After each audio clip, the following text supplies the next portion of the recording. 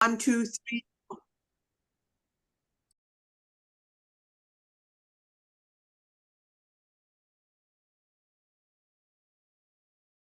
Am I supposed to start now or ready for prayers? I can't hear you. Thank you for reminding me, Oscar. Be here every week, please. Please. Well, we have our friend, Mr. Leo from and Juliet from Malaysia, who will start, and then we have Giti Khanum with a prayer for peace. Thank you.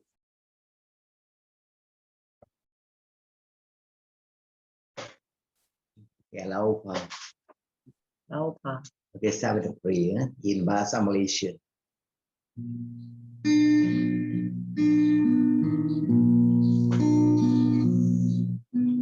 Adakah penghalau kesukaran selain Tuhan? Katakanlah, terpujilah Tuhan. Ya Tuhan, semua hambanya dan semua tunduk pada perintahnya. Adakah penghalau kesukaran selain Tuhan? Katakanlah, terpujilah Tuhan. Ya Tuhan, semua hambanya dan semua tunduk pada perintahnya.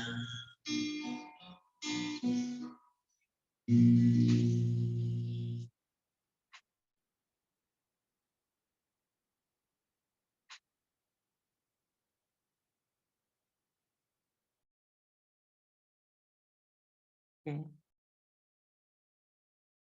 O God, my God, thou seest how black darkness enshrouding all regions, how all countries are burning with the flame of dissension, and the fire of war is blazing throughout the east and the west. Blood is flowing, corpses bestow the ground, and severed heads are fallen on the dust of the battlefield. O Lord, have pity on these ignorant ones, and look upon them with the eye of forgiveness and pardon. Extinguish this fire, so that these dense clouds which obscure the horizon may scatter. The sun of reality shine forth with the rays of conciliation. This intense gloom be dispelled, and the light of peace shed its radiance upon the countries. O Lord, draw up the people from the abyss of the ocean of hatred and enmity, and deliver them from the impenetrable darkness. Unite their hearts and brighten their eyes with the light of peace and reconciliation. They will deliver them from the depth of the war and bloodshed, and free them from the darkness of error. Remove the veil from their eyes and enlighten their hearts with the light of guidance. Treat them with thy tender mercy and compassion, and deal not with them according to thy justice and wrath, which caused the limbs of the mighty to quake. O Lord, war have persisted, distress and anxiety have waxed great, and every flourishing region is laid waste. O Lord, hearts are heavy, and souls are in anguish. have mercy on these poor souls and do not leave them to the excess of their own desire. O Lord, strengthen their backs, gird up the loins, and enrapture their hearts with the most mighty signs of thy love. O Lord, the ocean of rebellion is surging, and these tempests will not be stilled save through the boundless grace which had embraced all region.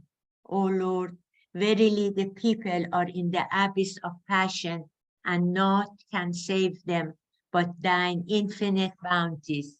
Verily thou art the most generous, the Lord of grace abounded, and verily thou art the compassionate and the merciful. Abdul Baha.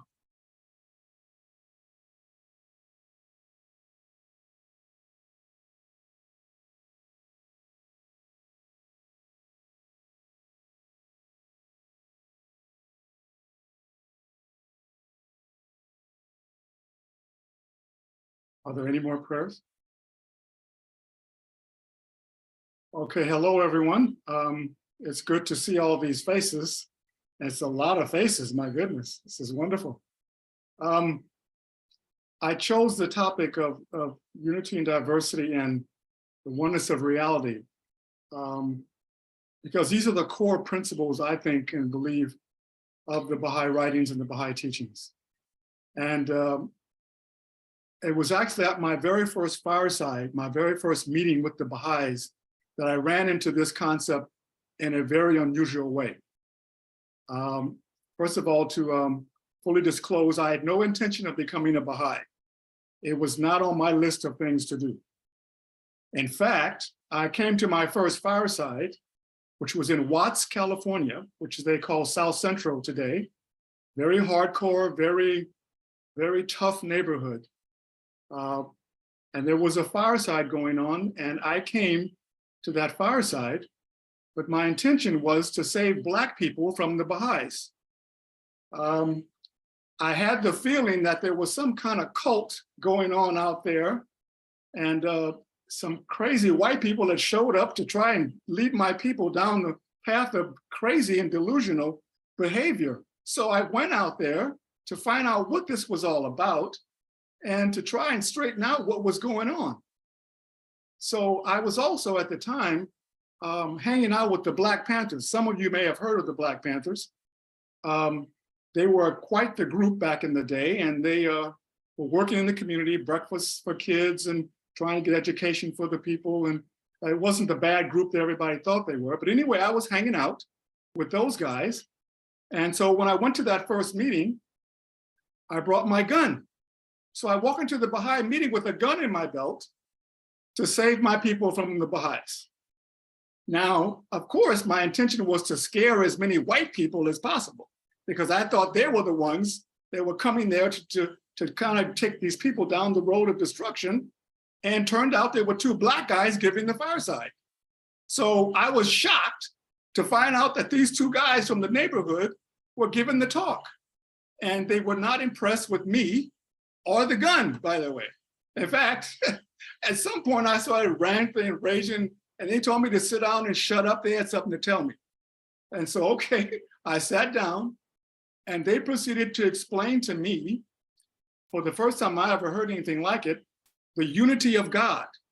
And they said to me that God was there was only one God, and that he had a lot of names because of different, languages and cultures and people around the world, that they called him, Jehovah, they called him Allah, or they called him Great Spirit or Unknowable Essence, but they were all talking about the same one God. And that we weren't going to get it twisted, that we were going to all be worshiping one God. They may think we're worshiping different gods, but we're all worshiping the same God. He had a bunch of different names. And so that was the diversity, the first time I'd heard unity and diversity in my life. And so then they said, if there's only one God, there's only one religion. Now it's got a bunch of names too, so don't get it confused. They call them Christians, Jews, and Muslims, and Hindus, but they are all believing the same spiritual truth. Love, peace, kindness, justice, mercy, forgiveness. They all agree on that. I'll say it again, love, peace, kindness, justice, mercy, what religion says that's wrong, they said. And I said, okay, you're right. And then they said, if there's only one God and one religion, there's only one humankind. And I said, okay. They said, yeah, mankind is one. We're all from different cultures and races and backgrounds, but we're only one human race. There's one soul in many bodies, they said. So I was very frightened that night. They scared me to death. So I left the fireside saying I would never go near these Baha'is again because I had no idea how they figured out all this stuff and made so much sense. It was crazy. So I tried to go to a library and look up the Baha'i faith in the library, but there were no Baha'i books in my community. There were no Baha'i books in the area I lived in. So I had to go all the way downtown to the main library to find some Baha'i books. So I'm in the library reading books, and they wouldn't let me take some of the books out. So I had to stay in the library and read certain books that they wouldn't let me take out. So I'm studying and studying, trying to find what is wrong with this religion. I'm looking for everything I could find to prove that something's wrong. I couldn't find anything wrong with the Baha'i faith. It was just, it was very frustrating. So after reading all these writings and trying to find an answer to try and put this religion down, I ended up saying, okay, I give up. And I became a Baha'i. It was a crazy time. It was 1969. I had just turned 19 years old. It was a very big time in my life. I became an actor that year. I started studying acting. I met my wife at my studio where I was studying. The woman who would become my wife was also there. And so this was the biggest year of my life, 1969. I was 19 years old. It was September. I met my wife and I found the Baha'i faith all in that same year. So it was an amazing time for me. Now, the idea that this oneness concept stayed with me, that from that night on, I became totally engulfed in kind of part of wanting to constantly investigate this idea of oneness and unity. And so I started reading and studying. In fact, I have a book I'd like everyone to check out. This book is called The Eternal Quest for God. If you've never heard of it, it's a very, very cool book about science and religion.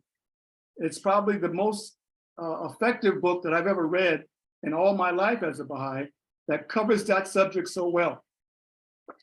What I found is that in our society, we have a lot of what we call dichotomous thinking. It's either or. And for the Baha'i faith, it's not either or, it's and. So the key word in the Baha'i faith is and, science and religion, faith and reason, matter and spirit. So we're not talking about opposites. We're talking about the union of opposites. So the idea that reality is one is very powerful. I think of it in the way of having a coin with two sides. You have two sides to a coin. You have religion and science. You have faith and reason. And you have matter and spirit. But they're one. It's one reality with two sides to it. That's what we're looking at in terms of our existence, is that reality is that everything is one. There's no multiples out there, Abdu'l-Baha says. Abdu'l-Baha says the reality is one and cannot admit to multiplicity. There can't be multiples. There's only one reality. It's only one. He says we're one soul in many bodies. And we must understand that we're not dealing with multiples. And that the next world, in fact, he says, the spiritual world and the material world are one world with two sides. It's not two separate worlds. It's one created reality. Now, it's been called Malakut in the spiritual world. It's been called the Apa kingdom in the spiritual world. It's been called the heaven of paradise, the spiritual world. And the material world has been called the earthly existence. It's been called Nasut, which is another word for the material realm.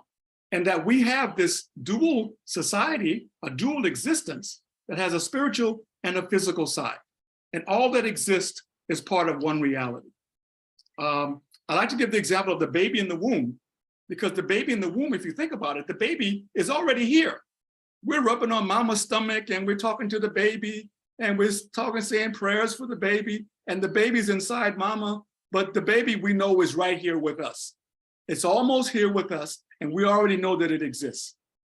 And now we're in a spiritual womb, the spiritual world, working on spiritual qualities in the material world that we're in now for the next life. So the baby grows arms and legs and all that good stuff to come out and join this world. And if it doesn't grow a hand or a leg, it can't go, yo, mom, I didn't get my hand when I was in the place, in the place inside when I was in there, I didn't get my hand. Well, that baby, that person is going to be deprived their entire life on this planet. They'll be without a hand and they can't go back and get it. And so now here we are growing ourselves spiritual arms and legs, so to speak, for the next life. So we have to grow ourselves for this other world, just like the baby grows itself for this world. And we have to understand that the baby didn't have a choice whether it grew an arm or a leg or a hand or a foot. It was all involuntary. But we, on the other hand, in our present life, have to choose to grow ourselves. If we don't choose to grow ourselves, it's our fault that we are not spiritually prepared for the next life. And so all the virtues and the qualities of God that we need to have ourselves be whole in the spiritual world, we have to do that in this world. We have to choose to do that. And we cannot blame anyone once we arrive in this other realm. We can't blame anyone that we are not completely whole. It's all free will. It's all our choice. We have to grow ourselves on purpose. And I think there are examples that I should probably give of how some of this connects. Abdu'l-Baha says that having faith is not believing in the unbelievable. Faith, he says, is conscious knowledge based on a series of facts that you think and can understand to be true. That is what you base your faith on. Your faith is not blind. Your faith is based on some information that you have. And I was thinking that the Jews in the time of Moses, they were forbidden pork. They weren't allowed to eat pork. And so they asked Moses, why can't we have pork? He says, God said no. They said, what? God said no. Now, Moses was very much aware of what was wrong with the meat. And he was very conscious. He was the prophet of God. He knew what was going on. But he couldn't tell the people that there was invisible stuff on the meat. Moses was having a hard enough time with God all the time anyway. He was always being rebuked for something. So here he was now telling people they couldn't have the pork and they didn't understand why. And so those that listened to Moses and listened to what he said, they didn't get sick and die or get sick enough to wish they were dead, because getting trichinosis is a real problem.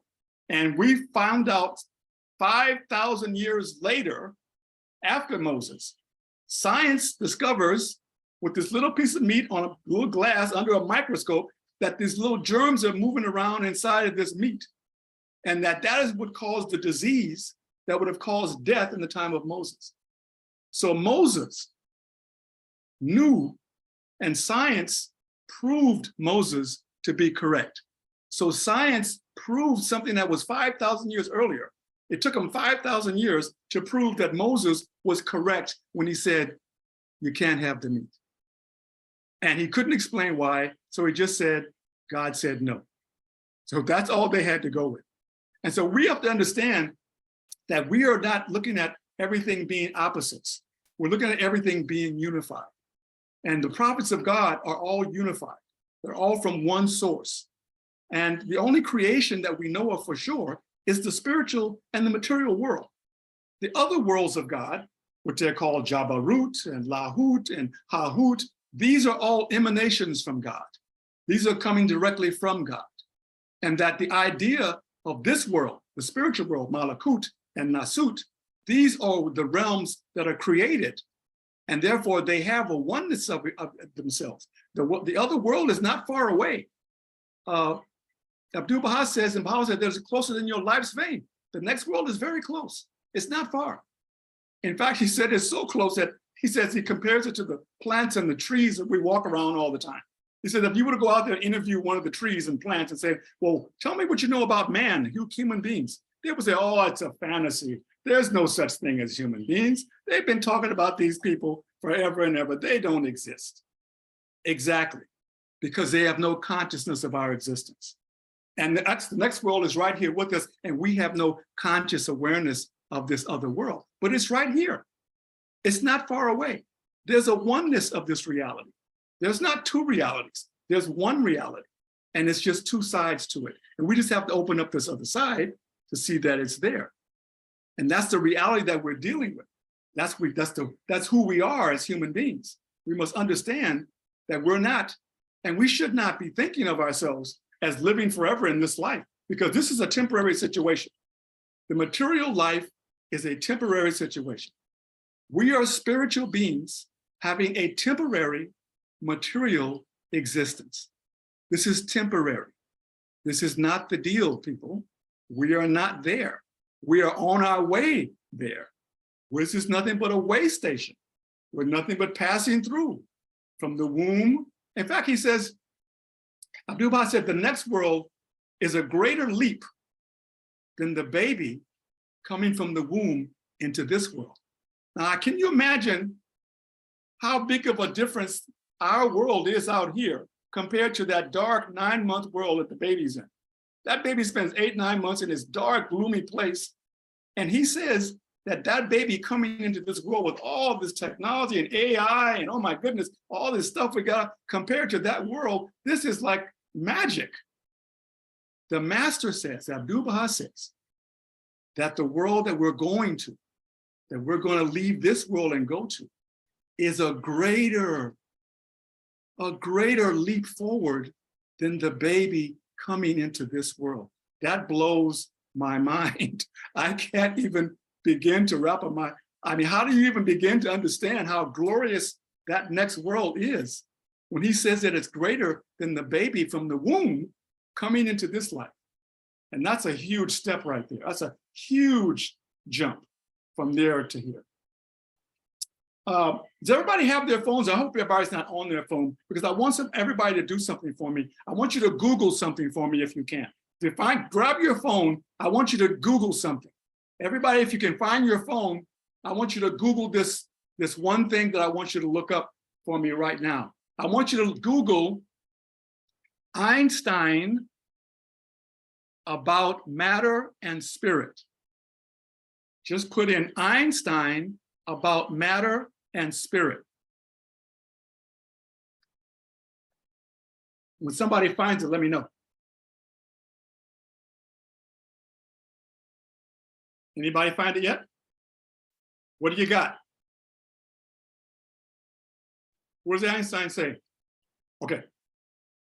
You got to unmute yourself. We can't hear you. Do you hear me now?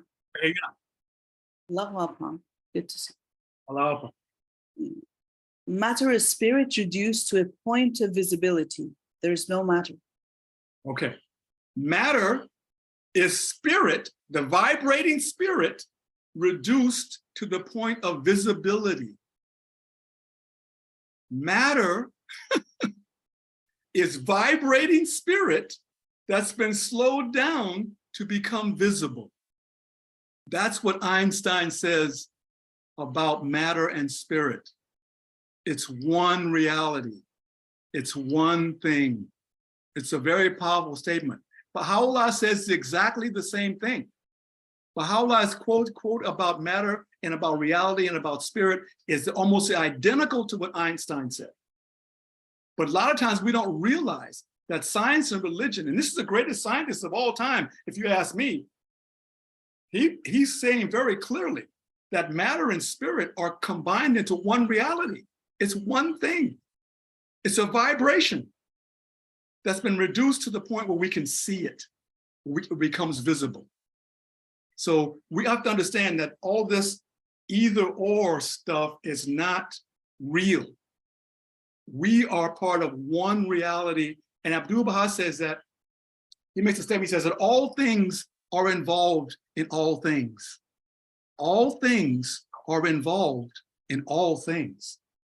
And we don't have all of these, we think about it either or, at me or this, black or white, up or down, right or wrong. We have all this dichotomous, I call it dichotomous thinking. We have to stop thinking of ourselves in the world that way. We have to start seeing the reality of things and how closely we're united, how one we are. We're one reality. In fact, the human beings through DNA and genetics now, we have proven that human beings all over the planet are 99.9999999 the same. There is no true distinction between human beings. The only observable differences are skin, eyes, and hair. The color of your skin, the color of your shape of your eyes, and the texture of your hair. Those are the only observable differences between human beings. That's all that makes us different. And we will fight and kill and destroy and have wars over differences that mean absolutely nothing. Color of skin, shape and color of eyes, and the texture of your hair. That is the only observable differences that we have. Is that not amazing? That we can go to such lengths to divide ourselves over something as ridiculous as skin and eyes and hair? We've reduced it down to that. And yet we fight and kill and destroy each other over those things. Now I know that culture has a lot to do with some of this, and history and background. But again, because something is different doesn't mean it's wrong. It's just different. If you lived in Northern Europe, and back, let's say maybe 5,000 years ago, there, the ground was frozen 9 months out of the year. So how much time do you have to plant and grow and pick and store your food for the winter? If it's 9 months out of the year, the ground, you got 3 months to get it right. If you don't get it right in 3 months, what's going to happen to you in the winter? You're going to die. You don't have enough food. That's why they had castles, to protect not only themselves, but the food. Because if you run out of food, you don't store it right, it rottens or whatever, you're gonna die. But let's go to South America. How much time do you have to plant and grow and harvest and do the whole thing with the food? How much time you got? You got all year round, right? You can go fishing, you can go pick some berries, you can go hunting, you can do all kinds of stuff. It ain't no big deal. And time is not the same. Time in the European concept is very linear. It's one thing after the other. In other cultures, time is spiral. It comes back around. It's not gone. What do you mean? Everything is going to be okay. Don't worry about it. We got time. However, let's move up till today. Let's say you're in Germany and you want to catch a plane at 9:09. You're in Germany and you get there at 9:10. Guess what? Plane is gone. Are you kidding me? You're 1 minute late, it's gone. But now if you're in South America and the plane leaves at 9:09, guess what? It might leave sometime that day because they might take a nap because it's too hot and tell you to come back later. It's no big deal. Just come back later, it's okay. Time is not an issue. But if you look at the concept of where this culture is coming from and this culture is coming from, there's not a right or wrong here. We're just talking about something that's different. And the values of that culture is different because they have different circumstances than the culture that we're talking about over here. It's a very different culture. In fact, anybody here speak Spanish? Raise your hand if you speak Spanish. Anybody here speak Spanish? We have no Spanish speakers in the room. Okay, not even a little bit? A tiny bit of Spanish? Come on, somebody. A little bit. Okay, a little bit of Spanish. I think we talked about this before, right? Because I'm going to ask the person to tell me, how do you say I missed the bus in Spanish? I can't hear you.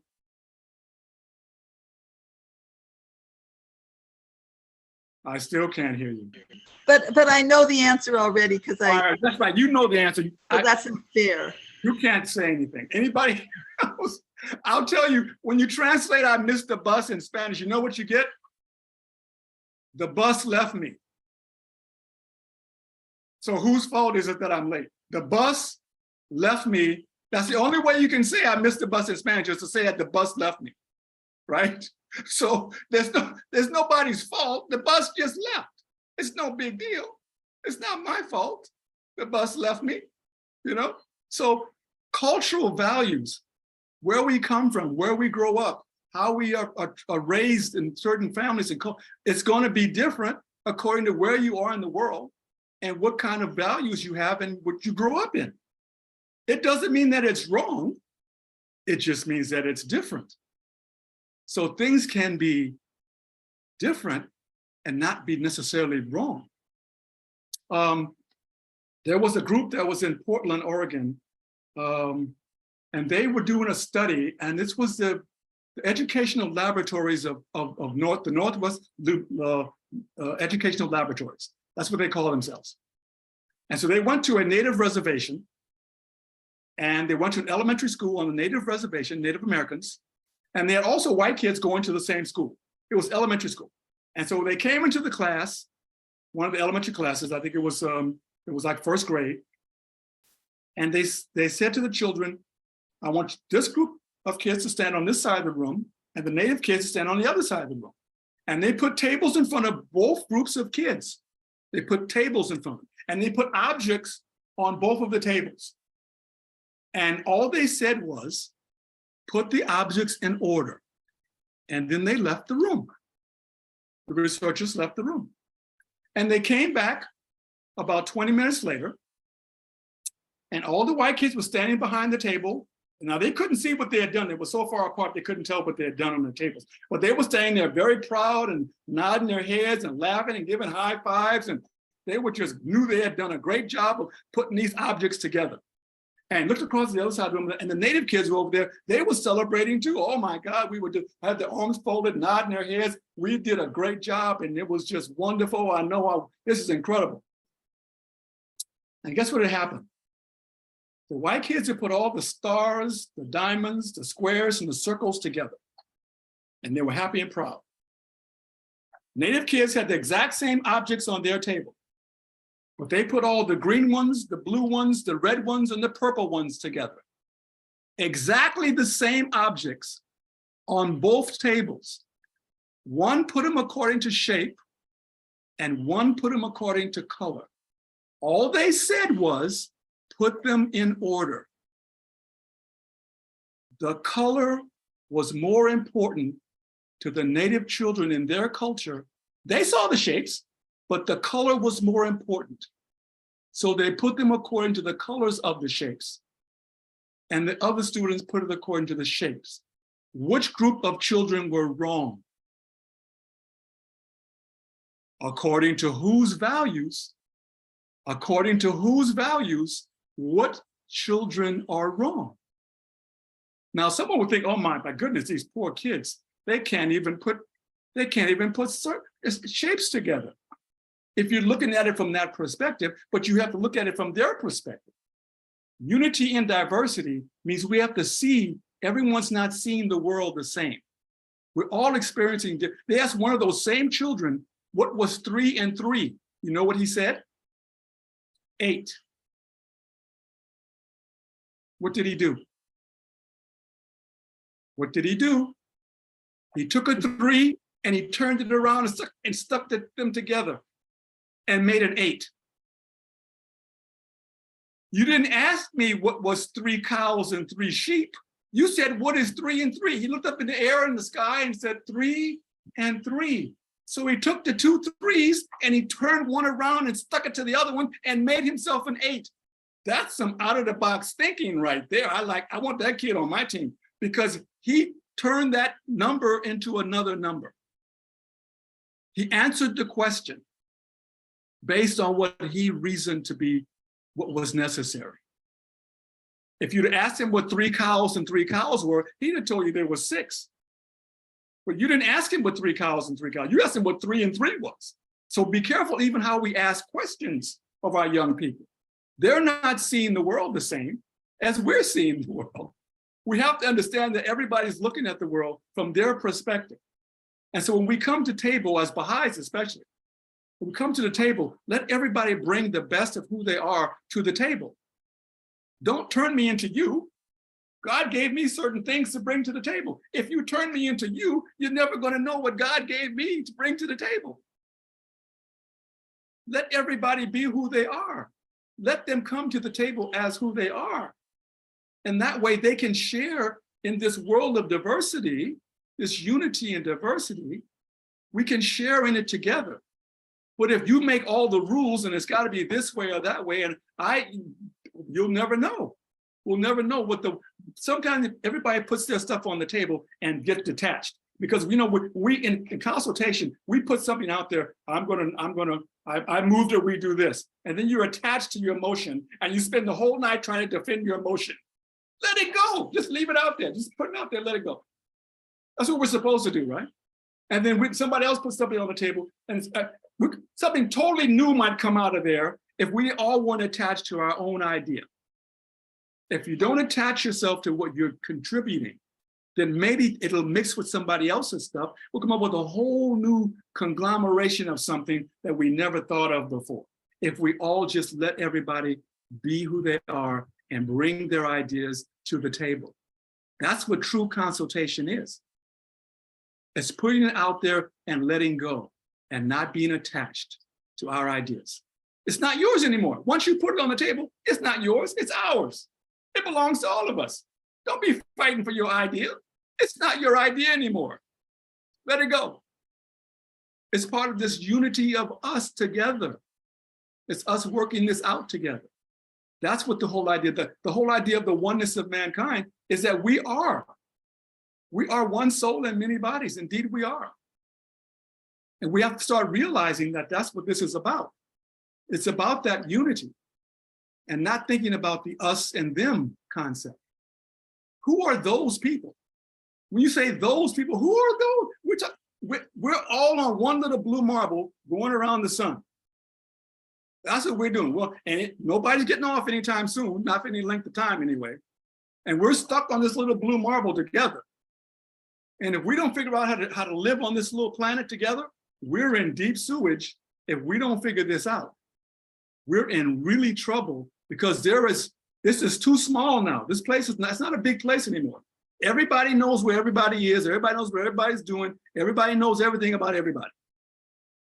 So how can we continue to separate ourselves? How can we continue to distinguish one race, one group, one culture, one nation from another? How can we continue to do that? It's absurd. It's ridiculous.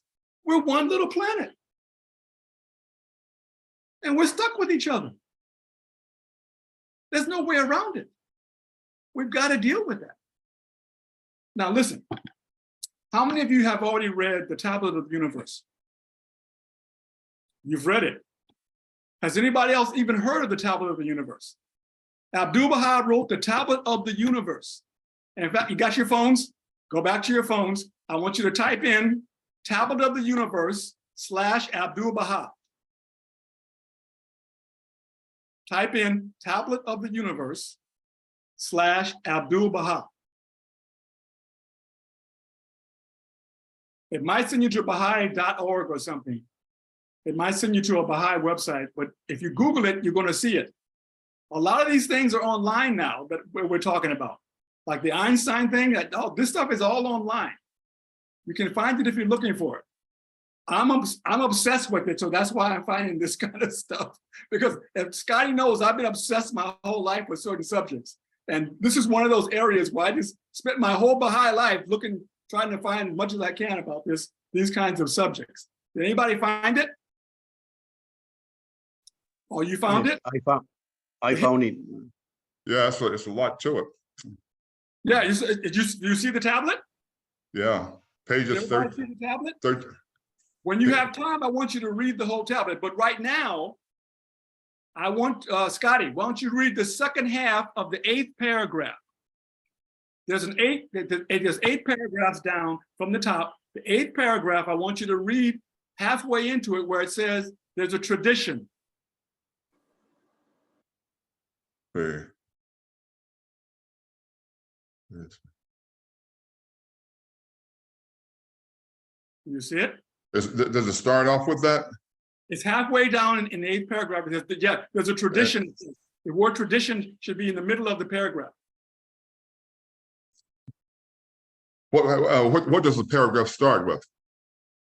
I think it is no, then that's the all-embracing framework. Is that the one? Okay, Yes, but it's further down. I don't want you to read the whole paragraph. Just halfway through it, it says something about a tradition, doesn't it? Whoever's got it, would you read it for us, please? Yes. I think Sylvester one. Sure, if I may. Yes. Part of the In the like, paragraph is page. oh, okay. In like manner, the worlds of bodily existence, the mind of no one can reckon, nor the understanding of the learned comprehend. Consider the following well-known tradition and examine its meaning, indicative of the vastness of the cosmos and its awesome, limitless expanse. God, exalted be he, fashioned 100,000 lamps and Okay, God fashioned 100,000 lamps. Yes. And suspended the throne, right? Sorry, yes. 100,000 lamps and suspended the throne, the earth, the heavens, and whatsoever is between them, even heaven and hell, all of these in a single lamp. Okay, God fashioned 100,000 lamps, and everything we know, the universe, he says, even heaven and hell, all in a single lamp. Now, what does he say about the other ones? Continue? Yes. Okay. And only God knows what's in the rest of the lamps. The fact that philosophers and sages have posited limits and restrictions for such matters is to be explained by the limitations of people. Yes, so you can stop now. Yeah. What happened was in that statement, if you guys are recognizing what just happened in that statement, they're saying God fashioned 100,000 lamps. That's a lot of lamps. And he says in one lamp, everything we know, even heaven and hell, is in a single lamp. So our entire universe, everything we know, this world, the next world, everything is in one lamp. And then he says, only God knows what's in the other lamps. Only God knows what's in the, now your mind explodes one more time, because we thought we had some kind of understanding of God. Stop thinking you know what God is, you know who God is, because we don't have a clue, because that just explains, that just blows your mind. Anybody ever see the movie Men in Black? Who saw Men in Black? Raise your hand if you saw Men in Black. Nobody else, but the two of us saw Men in Black. Okay, there's a place in Men in Black where there's a cat walking around with this thing around its neck. And in that is a universe. That was a universe hanging around the cat's neck. So that was, to me, an example of how a universe can be within this reality that we're in, the spiritual, material world, everything we know, heaven and hell, everything, one lamp. How many lamps are there? 100,000 lamps.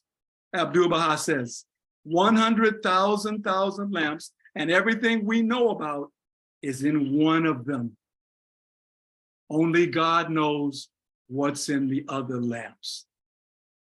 My mind just exploded over and over again when we try to wrap our minds around the idea. This oneness concept is pretty powerful. Your Baha'i ring proves to us that there's a unity that only God fully understands, because the Holy Spirit comes through three realms, out of God's realm, the realm of the prophets, and the realm of creation. The line comes through all three. The Holy Spirit comes through all three. One spirit, not multiple spirits. There's only one spirit. And that one spirit is responsible for all that exists in the material and the spiritual world. Your soul is a reflection of that one spirit. We're all part and connected through that one spirit. That one Holy Spirit unites and connects all of us together. We are one soul in many bodies because of the one spirit. Anytime you get confused, look at your Baha'i ring. Anytime you look at the Baha'i ring, if you get confused, look at the ring, and you're going to see that one line that unites 3 realms of existence. But it's one reality. Reality is one and cannot admit to multiplicity. Abdu'l-Baha says that many times. In that book I showed you, and I'd love to hear your thoughts on this book, Eternal Quest for God, by Giulio Save. It's an amazing book, and it brings together all these ideas and concepts that we're talking about tonight, about the unity of things, the reality of things, how we mustn't just decide on what is right and wrong and good and bad, because we all have a different perspective on how we're seeing the world. And we have to trust the idea that someone may see it differently, and it may be different for them, but that doesn't make it wrong. That doesn't make it wrong. It makes it different. And so let's embrace differences. Let's embrace the idea that we're different. Let's share in our difference. Let's rejoice in our difference. Let's not point fingers and say, oh my God, you're different, horrible you. How about the oneness of mankind and the unity and diversity that we always say we believe in? Let's really live it. Let's do it. Let's make it real. People used to say, I don't see color. That's not true. You see color. Everybody sees color. You know? How about love? How about love see all color? I don't want you to erase me because you're uncomfortable. I'm okay being Black. I like being Black. I'm okay. I'm no problem with it. I don't want you to have a problem with it. See me for what I am. That's who I am and what I am. Don't try to erase me because you're uncomfortable because I'm different. I want you to embrace me because I'm different. Accept me, love me because I'm different. Being different doesn't make it a problem. It's only a problem if we make it a problem, right? It's okay to be. I put up pictures of an Asian baby, a Black baby, and a white baby, and I'm telling people, you tell me you can't see no difference between them babies? Are you gonna tell me you don't see no difference between those 3 babies? Those are three different looking babies. There's one humankind, and there's part of one reality, but you can't tell me you don't see an Asian baby, a white baby, and a Black baby. You do. So don't try to erase them. Don't try to say they don't exist.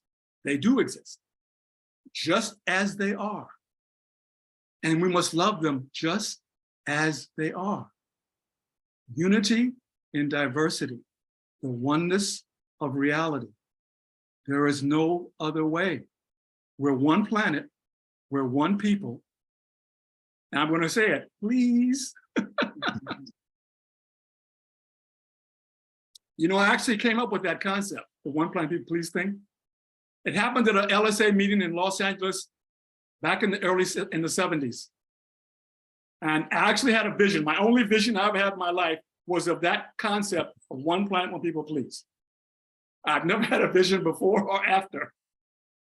And one day I may explain and tell you what the vision was, but I'm not going to waste your time listening to my visions about what I came over. I'm going to stop right now because I could ramble on. Scotty knows I could ramble on for the next 2 hours. So why don't I stop now and see if we have anybody has any comments? No, the 2 hours will be kind of short. Well, I'm not going to press for time tonight because I know everybody's got lots to do. But is there anybody has any questions or comments they'd like to make? Now would be the time. Sure. Actually, Layli is still here. Layli usually does not participate in our fireside. She is here. Layli, would you like to chair the meeting tonight more than what you did, or do you want me to do it? Sorry. I think I might have to step out in a second, so it might be best if you do it first, but thank you. Sure. Okay, thank you. Well, I just want to know if she was confused by anything I said. Did you kind of get what I was talking about lately? Oh, okay, good. All right. How old are you? I'm 18. 18. Okay, that's a good age. I like that. That's a wonderful thing. Okay, because a lot of this stuff I used to do with my youth. I used to put compilations together on all these different kinds of subjects. And I even have one on beings on other planets. You ever heard about that? You know, the Baha'i writings talk about beings on other planets. Did you know that? Yeah, I've heard a little about that. You know a little bit about that. Yeah. There's some cool things in the Baha'i writings. I'm telling you, I tell all my students that I dove into the Baha'i faith in 1969, and I've been swimming straight down ever since. There is no bottom to the Baha'i faith. I want to tell you right now, there's no bottom. I'm still swimming straight down. I can't find the bottom. I'm serious. There is so much in this religion, so much knowledge and information. I mean, it's mind-boggling. And so always be curious and always be looking for answers for whatever it is. Ask Baha'u'llah and Abdu'l-Baha before you give up, because most times they'll have the answer. Thank you for coming. Thank you for sharing. I think Abdul, as you were saying, Abdul, it was Baha'u'llah says every fixed star has its own planets, and every planet its own creatures, whose number no man can compute. That's correct. Abdu'l-Baha says also that the planets are peoples, and that the consciousness of the people on those planets are molded by the atmosphere of their planets. Did you know he said that? There are places where he talks about the beings of other worlds that exist, and they may not look like us, because if you breathe in ammonia, you're not going to look like we do. If ammonia is the atmosphere of your planet, you're going to look different, but you could be human. Consciousness would be either greater or lesser than us, but your consciousness is molded by the atmosphere of your planet. And therefore the bodies are also molded by the planet. And Abdu'l-Baha says that in a book called Abdu'l-Baha on Divine Philosophy. There's a book called Abdu'l-Baha on Divine Philosophy, and he talks about beings on other planets and how they are functioning and how they live according to the atmosphere of their planets. So we know, and I'm not sure if you've ever heard, you ever heard of Inakolinga? You know who that is, Layli? Yeah. I don't know enough, but I've heard of the person, and I know a few people named after him. So yeah, a lot of people named after him. He was a hand of the cause of God, appointed by Shoghi Effendi. He was an African man, and the Guardian invited him one year to come on pilgrimage. And when he got there, he realized he was the only one there with him. So he was alone for 9 days with Shoghi Effendi. And every day he'd walk up the mountain with Shoghi Effendi to the shrine of the Baha. Just him and Shoghi Effendi. And Shoghi Effendi would talk about things every morning. Shoghi Effendi would share different things with him going up the mountain. On one of those occasions, Shoghi Effendi said that there were beings on other planets and other worlds. He said that they wanted nothing to do with our planet because we still had war on our planet. And he said that the earth was the tail of the dog in the universe. We were the tail wagging of the dog. We weren't even completely anything. We were just the tail of the dog. That our planet was not completely functional, and that the beings that knew about us would not even come near us, but that we would meet them in the next world, he said. He said that we would meet the beings of other planets in the next world. And actually, I don't know if you guys have heard the book King of Glory by Balayuzi, H.M. Balayuzi. He wrote the book, The King of Glory. In there, Baha'u'llah chants the language of the beings of another world of God.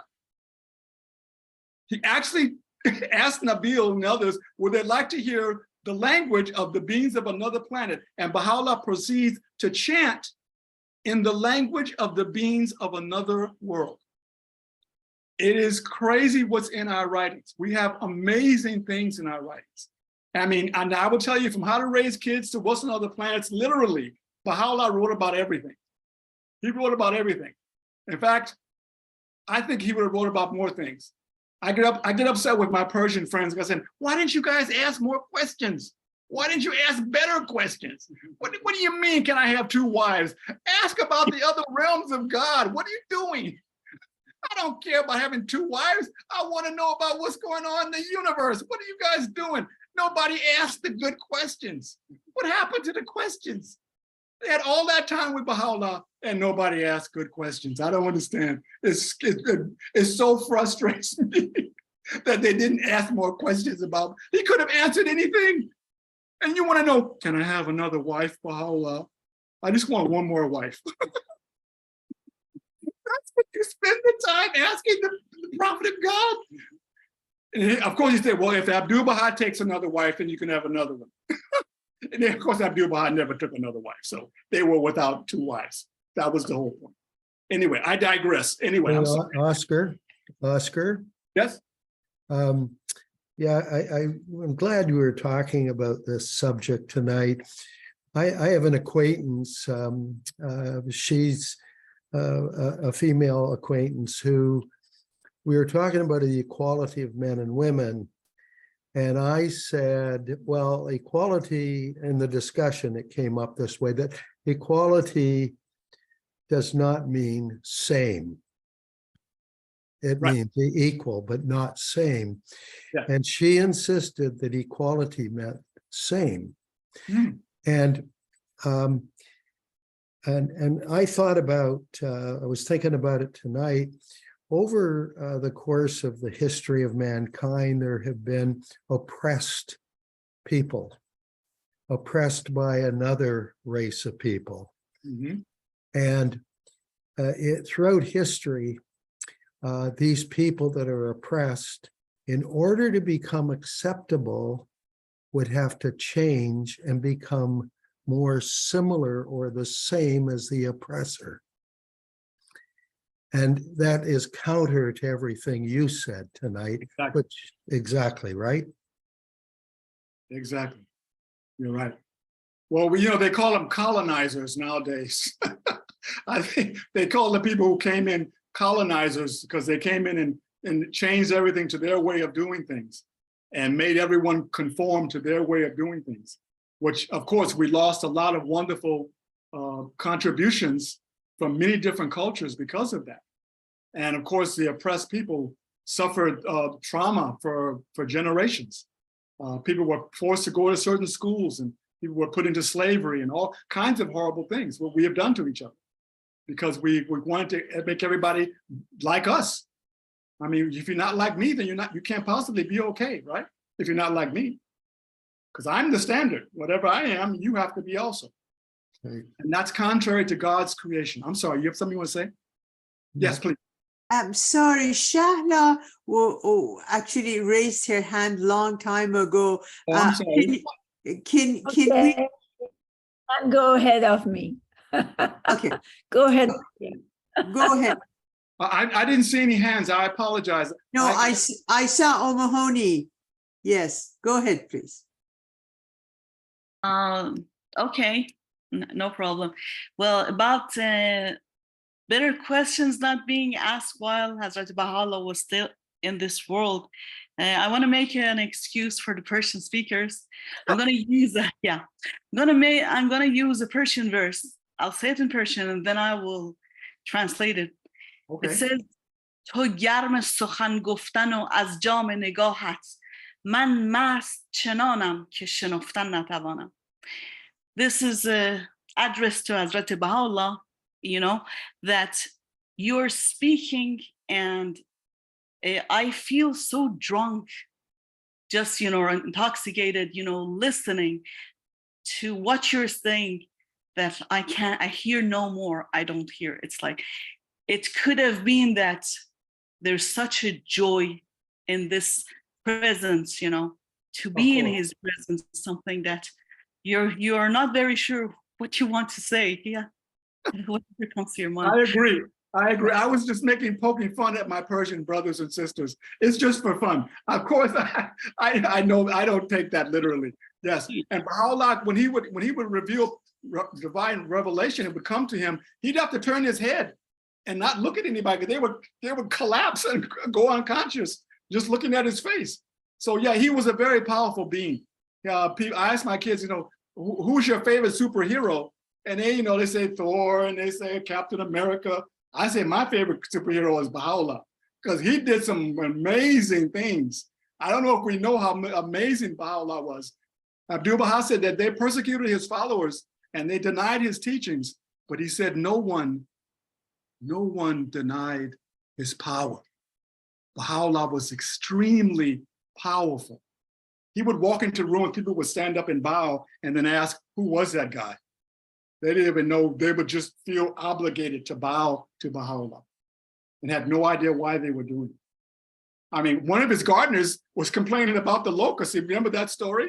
There was the locusts came in and were eating up everything, and he went to Baha'u'llah and said, Baha'u'llah, do something. The locusts are eating up the shade from your head. He said, no, let them eat. That's what they got to do. So he watched for a little while, then he went back to Baha'u'llah and said, I can't take it anymore, Baha'u'llah. Please do something.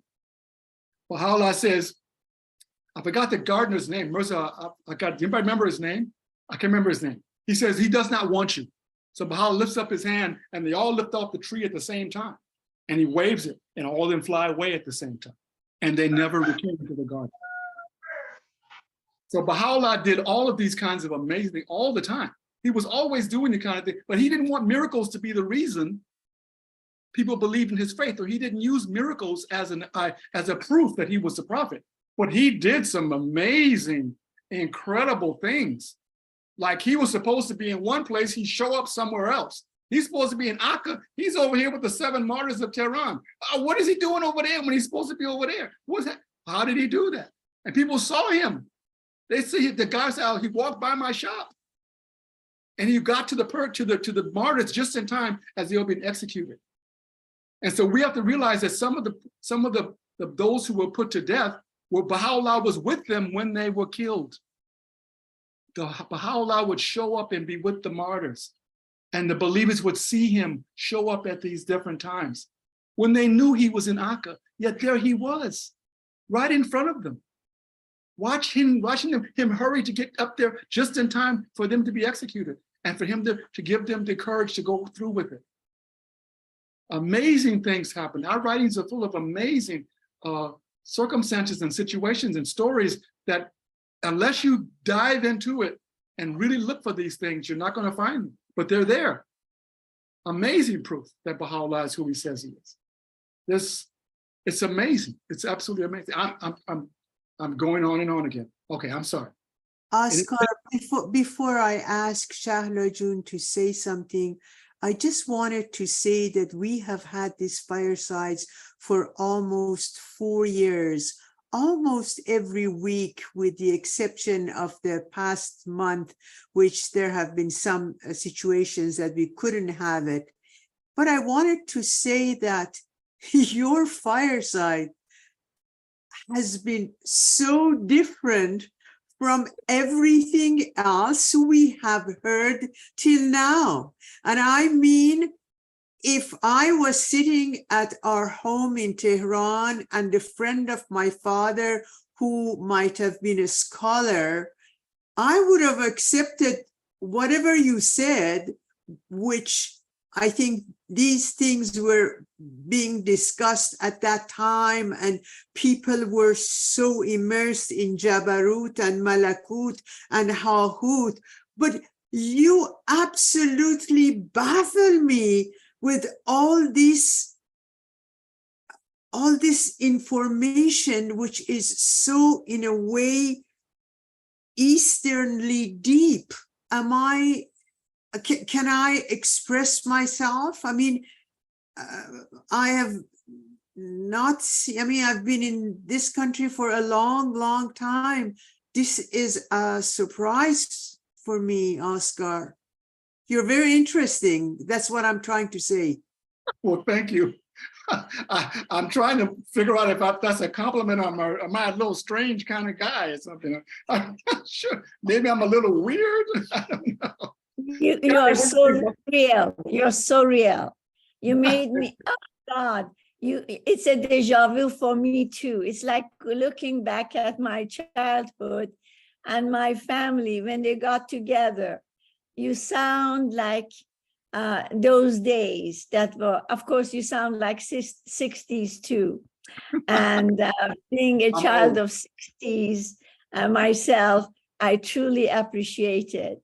And you may be very right about Persian men asking about second wives, because that was usually it was a joke. No, it was what was on their mind, because they came from a culture where they could have 4 wives and 30 CKs. So they were wondering how they were going to manage mentally having one. So it's an interesting phenomenon. But the concept of time is something that I have dealt with quite a bit, because coming from the Persian culture, Yes. where time has no value, and marrying a Norwegian American Canadian who was minute to minute, Yes. Yes. we had some interesting times. And you know, there was a Baha'i in US who wrote actually a thesis on why time matters to Europeans and doesn't to Africans and Persians and South Americans. As you mentioned, she talked about the concept of survival.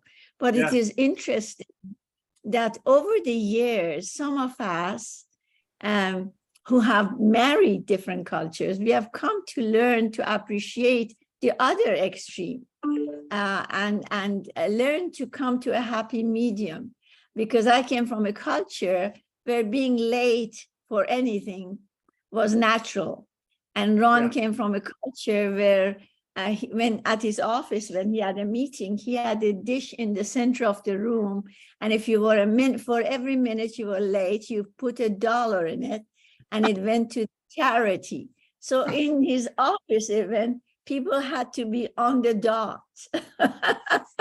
So it is interesting how cultures differ. And we have had this happening in the assembly meetings and in our communities, where there's constant discussion about, please be on time, don't be on Persian times. Exactly. We used to call it, and African Americans used to call it CP time, colored people time. In other words, we could be, if I invited my European friends to dinner at 7 o'clock, at around 6:55, I could expect a knock at the door. But if I invited my sister and her husband to dinner at 7 o'clock, maybe 7:15, 7:20, 7:30, they might show up. And that was what I expected. But I always thought European friends were going to be on time. I also have to tell you that in Persian culture, being on time is slightly rude. You have to be slightly late, and that's polite. That's polite. Never be too early. So it's interesting how we see time. And I'm wondering if you have adjusted to other cultures. Well, you have to make it clear. I tell people we're going to have a break. We're going to have a 10-minute break, and we're going to come back in 10 minutes. And I'm saying European time, 10 minutes, European time. That means get back here exactly in 10 minutes. So if you name the culture, then they know what the expectation is. That's what I do. Thank you so much for your presentation. Truly enjoyed and made me so happy. Well, thank you. Thank you so much for inviting me. So we have one more question. Mina Khanum, please go ahead. Pardon me. It wasn't a question. It was just a comment. It's okay. No worries. No, what's the comment? Let's hear your comment. I was just wondering if it is going to be recorded. If you don't mind kindly not recording, because it was of a story of some one of the believers that was being tortured. I said about, well, this is from Tahirzadeh's book. Adib Tahirzadeh has in there the statements of the believers and some of the tablets that were revealed that Baha'u'llah was seen at certain places. Now, I wasn't making that up. That was not a fiction. This is in the writings of some of the tablets. There was also another believer who was being lashed like 900 times.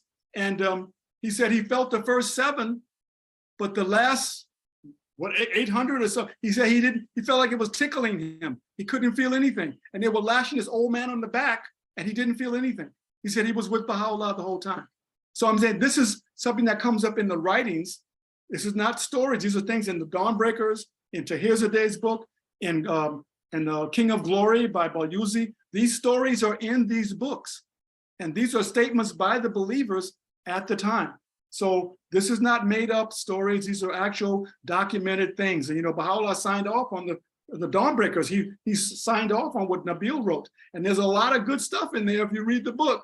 There's a lot of interesting things, powerful things in there. So yeah, we don't rely on these things as Baha'is, don't make that the foundation of our belief, but I'm just sharing that there was and is powerful examples of Baha'u'llah in the writings and Abdu'l-Baha, what they were able to do when they needed to do it.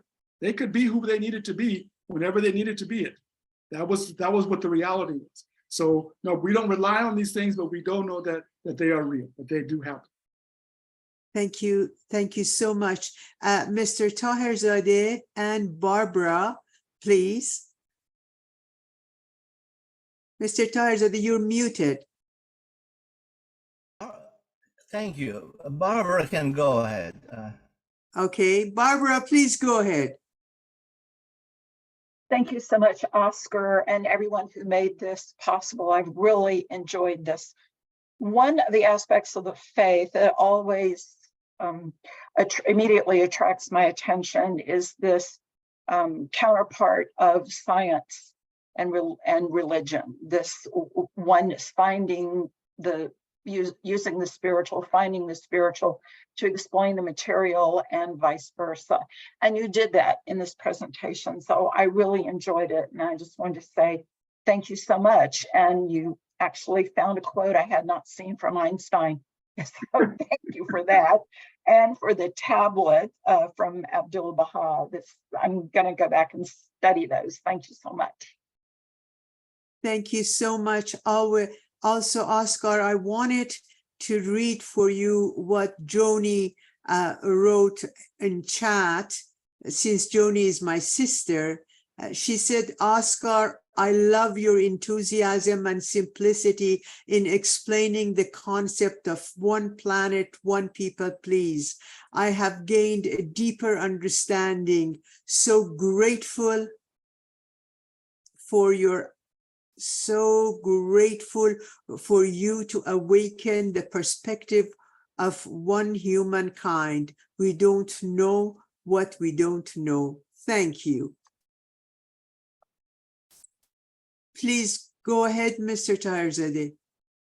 I'll still say Ms. Razavi can go ahead. I'll go after her. Please go ahead, Mr. Taherzadeh. Thank you so much for being so wonderful. Go ahead. Well, thank you very much, Mr. Taherzadeh.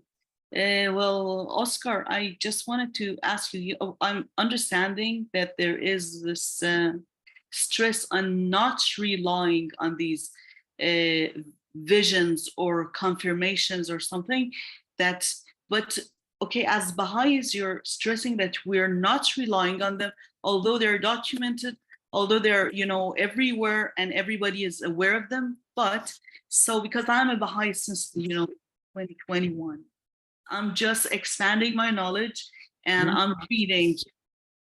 I want to know if I understand we're not.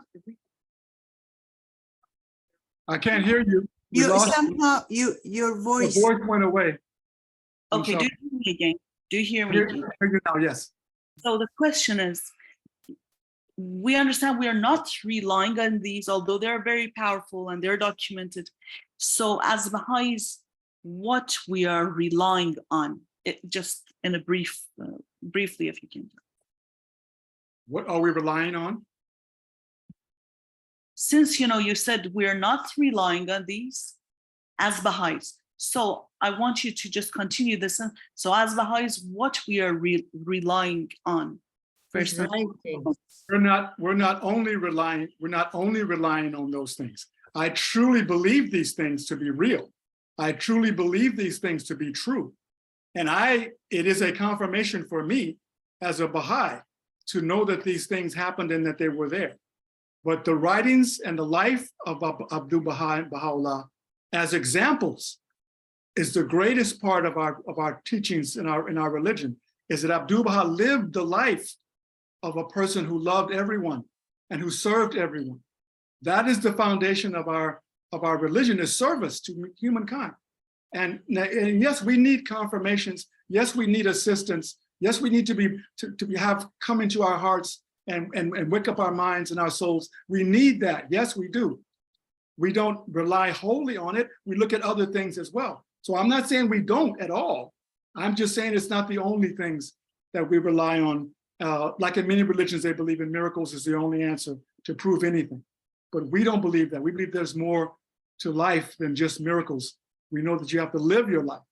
You have to serve humankind. You have to raise your family, be a good person. You know, you have to do all those things in addition to being confirmed, you know, by these powers around us that Baha'u'llah and Abdu'l-Baha displayed in their life. We saw them, we knew them, we heard them, we read them, we discussed them. We know they're real, but yet we must live in this world. We must go ahead and live in this world and be the best person we know how to be. Look at me, follow me, be as I am, Abdu'l-Baha.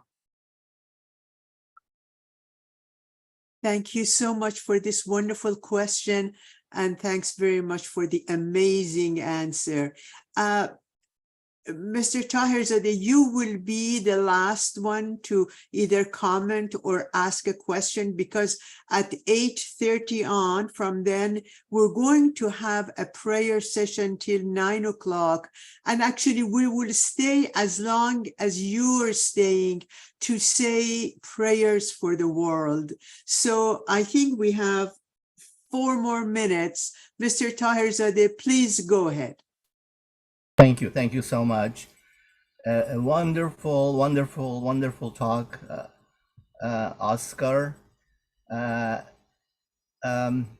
Since you brought up, asked us to look up on Google and such, and on the internet and other places on the internet, I just want to point out to us that yes, there's a lot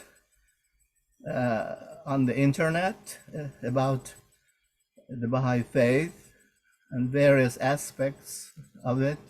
For example, this issue, one of the friends was saying, these kingdoms, spiritual kingdoms that are referred in the writings, we don't talk about them much in Baha'i circles, but Wikipedia has them. If you type in Wikipedia, Baha'i cosmology, yes, there it comes. And as you're typing Baha'i cosmology, the subtitle is Baha'i View on Reality. And when it opens, all these spiritual realms that you mentioned, the Nasut, which is the material, and then everything above is spiritual, Malakut and on, and Lahut, and all the way to Jabarut and Halhut, and these are all listed right there, right at the beginning, on the first page of this Wikipedia page. On just type Baha'i cosmology, and all of these start on the second paragraph on this page, and they're listed, and they do a pretty good. Of course, it's edited by, I think, by Baha'is, but it's a pretty good first step to encounter these worlds. Of course, then we would go to the actual writings and see Baha'u'llah's exact words. Those are the authoritative Baha'u'llah's statements about these. Is of course the authoritative source and his words and terminology. But it is interesting that all these have been put on the internet. Yes, and we are very easily.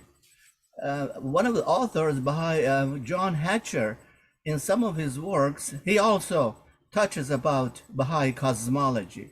Now, Baha'i cosmology, and on this Wikipedia page, they use their main graphic is the ring symbol, the Baha'i ring symbol, which they emphasize represents the schematic of Baha'i cosmology. Now, Shawqi Effendi, the guardian of the cause of God, in designing the shrine, the superstructure of the shrine of the Bab on Mount Carmel, on each 4 corners of this superstructure, if you look at the pictures, or you have been there, he has incorporated in the architecture in the external architecture of this superstructure. On each of four corners, he has this symbol, symbol of Baha'i cosmology. Four, not once, 4 times, on 4 corners,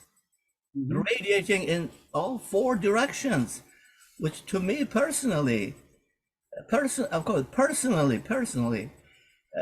symbol, the meaning I get is that Shaykh Effendi wants to show the world that this is the Baha'i cosmology, the world of God, the kingdom of revelation in the second level, and the kingdom of creation, and the Holy Spirit connected, as you mentioned. Shaykh Effendi is emblazoned this symbol on the 4 corners of the shrine of the Bab. Right. So this really, I mean, we are wearing this on our fingers. So this it's like a map, like a GPS map, saying where we are. Where are we? Where are we in existence? Not just in the world, in existence. We are at the bottom level, the kingdom of creation. And then the manifestations of God reside in the middle kingdom of revelation. So we are wearing this on our fingers. It's our GPS and tells us where we are in existence. Thank you. Thank you very much. I appreciate it. Thank you very much, Mr. Taherzadeh. Please, Oscar, go ahead if you want to share anything else. No, that was a wonderful statement. That explains it quite well, and I appreciate Mr. Taherzadeh going and reminding us that it's on the Shrine of the Bab and those 4 different places that it's on there, to show the importance of understanding that there are these 3 realms: the realm of God, the realm of the station of the kingdom, and the station of creation. And there's a lot to be discussed about coming from the station of the kingdom to the station of creation. There's a lot to discuss in that last little jaunt down to the final line, but that's for another night. It would take too long to discuss that tonight. So I thank you for inviting me, and I enjoyed myself. I too have to go because I have a meeting with my son. He's going to be calling me pretty soon. We're working on a project together. So I'm going to have to go. I apologize. I'm going to have to leave.